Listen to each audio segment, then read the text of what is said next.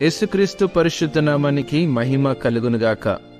కష్ట సమయాల్లో అనేటువంటి వాక్య భాగాన్ని అనుదిన వాహినిలో మనం అధ్యయనం చేద్దాం. 20వ కీర్తన 1వ చరణంలో, ఆపత్కాలమందు యెహోవా నీకు ఉత్తరమిచ్చునుగాక, యాకోబు దేవుని నామము నిన్ను ఉద్ధరించునుగాక.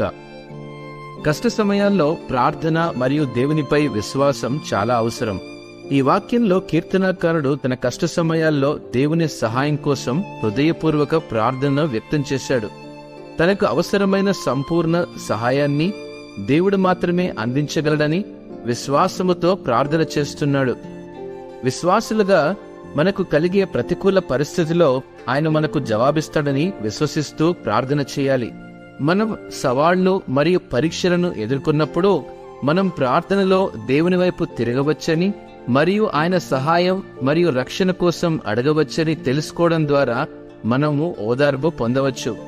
నేడు ఈ వాక్యం మనల్ని దేవునిపై నమ్మకం ఉంచడానికి మరియు కష్ట సమయాల్లో ఆయన వైపు తిరిగి ఆయన సహాయాన్ని కోరేలా ప్రోత్సహిస్తుంది.